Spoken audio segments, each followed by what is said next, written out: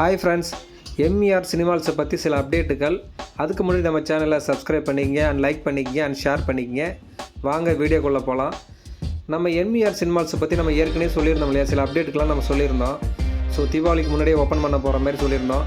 So அது காலதாமதமாக ஆகி இப்போ நம்ம தீபாவளிக்கு அப்புறம் ஓப்பன் பண்ண போகிறாங்க அப்படின்னு நம்ம அப்டேட் கொடுத்துருந்தோம். ஸோ அதோட கன்ஃபார்ம் டேட்டும் கொடுத்துட்டாங்க. ஸோ அதுவும் டேட்டும் சொல்லிட்டாங்க.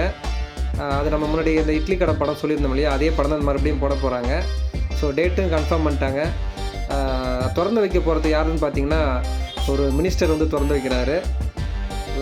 நாளைக்கு 27/10/2025 நாளைக்கு திங்கட்கிழமை வந்து ஓப்பன் பண்ண போகிறாங்க. ஒரு எம்எல்ஏ தான் வந்து ஓப்பன் பண்ணுறாரு, மினிஸ்டரு. ஸோ நாளைக்கு 9லேருந்து 10 மணிக்குள்ளே திறப்பு விழா நடக்குது.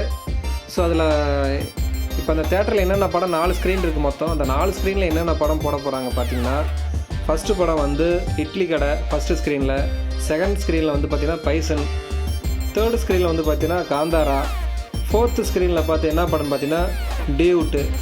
இந்த 4 படமும் போட போகிறாங்க. அது மட்டும் இல்லாமல் இதில் எப்படி டிக்கெட் புக் பண்ணணும்னு பார்த்தீங்கன்னா, ஆன்லைனில் தான் புக் பண்ண முடியும். அதுலேயும் 2 வெப்சைட் சொல்லியிருக்காங்க. என்னென்ன வெப்சைட்டுன்னு பார்த்தீங்கன்னா, டிஸ்ட்ரிக்ட் ஆப்பு, இதில் போயிட்டு நீங்கள் வந்து சர்ச்சில் போயிட்டு எம்இஆர் சினிமாஸ்ன்னு போட்டிங்கன்னா அதில் வந்துடும்.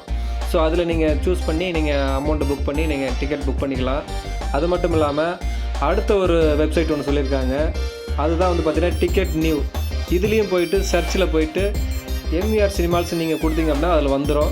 ஸோ அதில் போயிட்டு நீங்கள் என்ன படம் பார்க்குறீங்களா, அந்த படத்தை செலக்ட் பண்ணி அமௌண்ட்டை செலக்ட் பண்ணிங்க அப்படின்னா டைரெக்டாக அது புக் ஆகிடும். புக் ஆகிட்டு நீங்கள் டிக்கெட்டை புக் பண்ணி தேட்டருக்கு வந்து படம் பார்க்க ஆரம்பிக்கலாம்.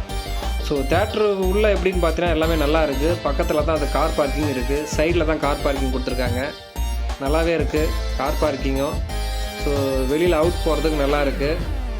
எல்லாமே நல்லாவே இருக்குது. ஸோ நம்ம தேட்டரை பார்த்துட்டு சினிமா ஸ்க்ரீனை பார்த்துட்டு ஒரு அப்டேட் நம்ம கொடுக்குறோம்.